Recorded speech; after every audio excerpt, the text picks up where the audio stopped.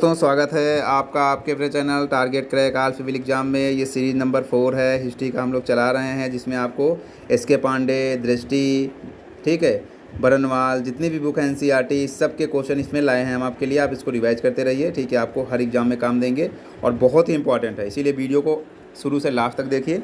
चलिए आइए, 143 तक हो गया था, 144 क्वेश्चन हम लोग देखते हैं, ठीक है। तो यहाँ पर देखिए दिया है, महासांख्यिकों के अनुसार जीव किससे निर्मित है। तो जीव किससे निर्मित है, ये है आपका बी नंबर ऑप्शन, ठीक है, सप्त धर्म में, ठीक है।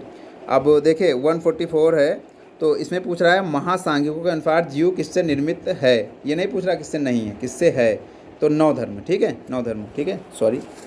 तो निम्नलिखित में से कौन सा एक बौद्ध संप्रदाय था जिसकी मान्यता थी कि दृश्य जगत के सारभूत अंश पूर्णतः क्षणिक नहीं है, अपितु अवंत रूप से सदैव विद्यमान रहते हैं। ये किसने कहा था, 145 नंबर क्वेश्चन है, ये कहा था आपका सर्वास्तिवादिन ने। अब देखिए यहाँ पर मिलान दिया है, ये क्वेश्चन बहुत आते हैं मिलान वाले, कौन किसके निशान। देखिए पार्श्वनाथ का क्या है, सर्प है, आदिनाथ का क्या है, वृषभ है, महावीर का सिंह है और शांतिनाथ का हिरण है। 2-3 याद रखिएगा, आपका पार्श्वनाथ का सर्प और महावीर का सिंह याद रखिएगा, ठीक है। आगे, सभी शंकर व्यधर्मा अप्रमाद के साथ अपने मोक्ष का संपादन करें, इन वचनों का श्रेय किसे दिया जाता है, ठीक है। 146 147 क्वेश्चन नंबर है, तो 147 का जो आपका सही ऑप्शन होगा वो नंबर सी होगा, बुद्ध, ठीक है।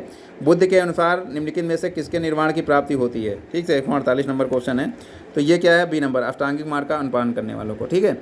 बौद्ध शब्दावली में धर्म चक्र प्रवर्तन क्या निर्देशित करता है, तो धर्म चक्र प्रवर्तन क्या निर्देशित करता है, तो 149 नंबर क्वेश्चन है, क्या करता है, बुद्ध का प्रथम उपदेश, ठीक है। और कहाँ पर हुआ था, कमेंट में लिख के बताइएगा, ठीक है।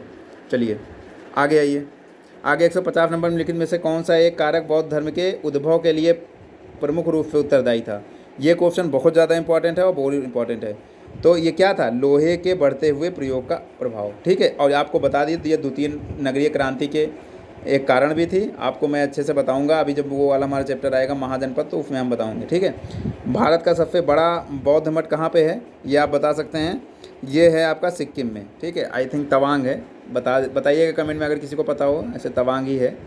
प्राचीन भारत के बौद्ध मठों में पवरन नामक समारोह आयोजित किया जाता है, जो, तो इसमें कौन कौन सा ऑप्शन है, वर्षा ऋतु में दौरान मठों में प्रवास के समय भिक्षुओं द्वारा किए गए अपराधों के स्वीकारोक्ति का अवसर, ठीक है। कोई भी अगर आप गलत काम किए हो तो वहाँ पर जो मठों में प्रवेश करते थे तो वो गलती मानना, ठीक है, तो याद रखिएगा समारोह, ठीक है, पवरन। निम्नलिखित शहरों में से लिंगराज मंदिर कहाँ पर है, तो लिंगराज मंदिर कहाँ पर है, ये आपका भुवनेश्वर उड़ीसा में। बौद्धों की अधिकतम जनसंख्या किस राज्य में पाई जाती है, तो कहाँ पर पाई जाती है, ये पाई जाती है आपकी ठीक है, कहाँ पाई जाती है, महाराष्ट्र में। कहाँ पाई जाती है, महाराष्ट्र में। फिर जैन की सबसे ज़्यादा जनसंख्या किस राज्य में पाई जाती है, तो ये कहाँ पाई जाती है, ये भी महाराष्ट्र में, ठीक है, दोनों महाराष्ट्र में हैं, तो याद रखिएगा। एक क्वेश्चन है, आप कमेंट में बताइएगा कि बौद्ध और जैन धर्म के दोनों के मंदिर या स्थान या तीर्थ स्थल एक ही जगह हैं, वो कौन सा राज्य है, ठीक है। राज्य कहाँ है और जगह क्या है, दोनों कमेंट में बताइएगा, ठीक है, जिसको पता हो। उसके बाद देखिए 156 नंबर, जैन धर्म की अहिंसा पर बल देने के कृषकों को जैन धर्म अपनाने से रोका, ठीक है। कृष्ण ने कीटों व पीड़कों की हत्या होना शामिल है, ठीक है। अब देखिए बिल्कुल दोनों सही है भाई। देखो आप खेती करोगे, जैन धर्म कहते थे हिंसक ना करो, खेती नहीं करोगे तो खाओगे क्या, इनके मत का एक पतन का ये भी कारण था, ठीक है, कि ये ज़्यादा ही क्या थे, कठोर वाले थे। तो ये भी है, ए और आर ए का सही स्पष्टीकरण, दोनों सही है। अब देखिए यहाँ पर 165 नंबर क्वेश्चन है, ठीक है, 156 157 नंबर क्वेश्चन है कि लोथल सारनाथ राजगीर और नालंदा, ठीक है। तो 157 में सी नंबर ऑप्शन 1 2 4 सही है। एक सही है लोथल, ठीक है, प्राचीन गोदी क्षेत्र। उसके बाद 2 सही है सारनाथ, बुद्ध का प्रमुख धर्मोपदेश, और 4 है नालंदा, बौद्ध अधिगम का महान पीठ। राजगीर ऐसा कुछ नहीं है, अशोक का सिंह स्तंभ नहीं है, ठीक है। फिर उसके बाद, ठीक है, उसके बाद कश्मीर में कनिष्क शासनकाल में बौद्ध संगीत आयोजित हुई थी, इसकी अध्यक्षता कौन की थी, तो मैंने बताया था रावे पाक अका तो कौन थे, बताइए, किसी को पता है बौद्ध संगीत आयोजित अध्यक्षता किसने किया था, रावे पाक, मस्मो, वसुमित्र बताए थे ना, याद रखिए भाई।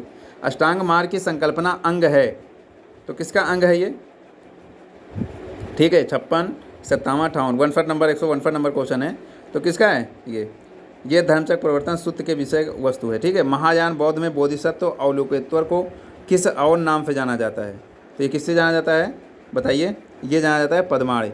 बोधिसत्व की भावना मैंने बताया था ना, दूसरों के मोक्ष में अपने योगदान देना, ठीक है, जो प्राप्त कर चुके हैं। कौन सा प्राचीन भारत में शैव संप्रदाय था? तो कौन सा था बताइए? ये कौन था? मत्तमयूर। ठीक है, तो ये देखिए एक लास्ट क्वेश्चन और देख लीजिए, निम्नलिखित में से कौन सा आरंभ जैन साहित्य का भाग नहीं है? ये क्वेश्चन आप बताइएगा आंसर। ठीक है, तो ये हो गई सीरीज नंबर 4। आप देखते रहिएगा और चैनल को सब्सक्राइब कर लीजिएगा। ठीक है, ताकि नोटिफिकेशन आपको मिलता रहे और रिवाइज करते रहिए, पढ़ते रहिए। ठीक है, क्योंकि ये मत सोचिए कि एग्ज़ाम कब होगा, एग्ज़ाम जब भी हो आप तैयार रहिए।